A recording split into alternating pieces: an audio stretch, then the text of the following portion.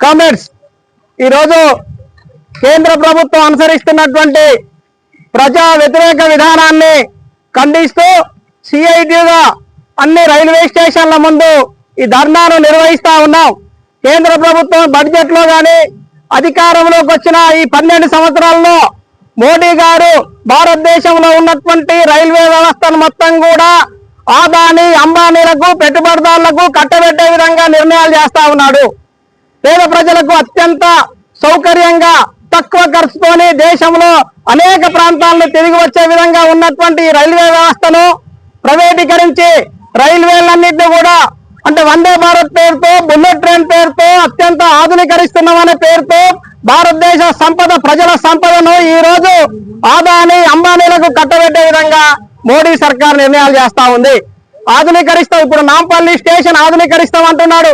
రేపు ఆధునీకరించి ప్రజల డబ్బుతోని ఏ విధంగా అప్పచెప్తా ఉన్నారు, ఎందుకోసం అప్పచెప్తా ఉన్నారు అని మనందరం కూడా నిలదీయాల్సినటువంటి అవసరం ఉంది.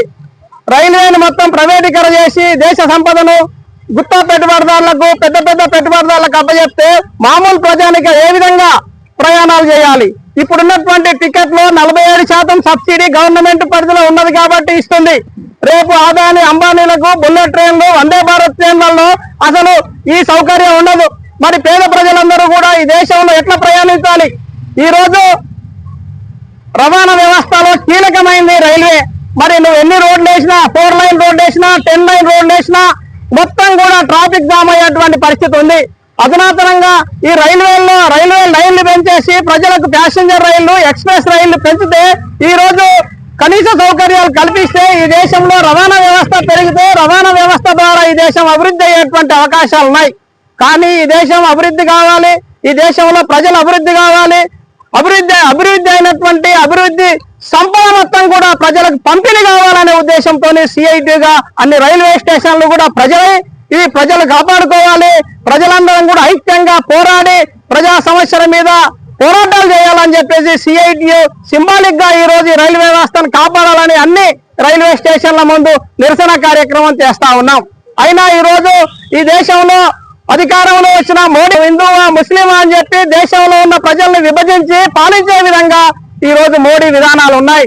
హిందూ అయినా ముస్లిం అయినా లౌకిక దేశం భారత రాజ్యాంగం ఆధారంగా ఈ దేశాన్ని పాలించాలంటే ఈ రాజ్యాంగాన్ని నమ్మనటువంటి వాళ్ళు, దేశ స్వాతంత్రం కోసం పోరాటంలో పాల్గొన్నటువంటి వాళ్ళు, స్వాతంత్రాన్ని బీజేపీ వాళ్ళు ఈ దేశాన్ని పాలిస్తుంటూ ఈ దేశాన్ని దేశ భక్తుల ముసుగులోను విదేశాలకు ఈ దేశ సంపదను అమ్మే విధంగా కేంద్ర ప్రభుత్వం మోడీ విధానాలు ఉన్నాయి. వాటిని అన్నింటినీ కూడా మనం మోడీ విధానాలు ఆర్థిక విధానాల వెనుక అసలు రాష్ట్రాన్ని తెలుసుకొని దేశ ప్రజలందరూ కూడా వివరించే విధంగా ఈ రోజు కార్మిక వర్గం కంకణం కట్టుకొని కార్మికులకు అన్యాయం జరుగుతుంది. ప్రైవేటీకరణ అయితే ప్రజలకు అన్యాయం జరుగుతుంది. కార్మికుల కనీస హక్కులు పోతాయి, కనీస వేతనాలు ఉన్నాయి. వచ్చాడు కాంట్రాక్ట్ వ్యవస్థను తీసుకొచ్చి ఫిక్స్డ్ టర్మ్ కార్మికులను తీసుకొచ్చాడు. అంటే అవసరం ఉన్నంత వరకే మిమ్మల్ని వాడుకుంటాం, తర్వాత కార్మికులు మాకు అవసరం లేదు, యంత్రాలతో పనిచేయిస్తామని చెప్పేసి దేశంలో ఉన్న సంపద అంతా యంత్రాలు ఆధునీకరణ పేరుతోని పెట్టుబడులకు కట్టబెట్టే విధానాలను వెనక్కి తగ్గే వరకు సిఐ రోజు ధర్నా చేస్తా ఉన్నా. ఈ అవకాశం ఇచ్చిన మీకు ధన్యవాదాలు.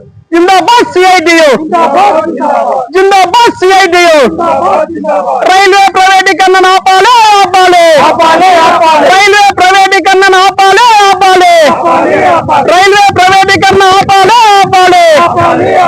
అశోక్ గారికి ధన్యవాదాలు.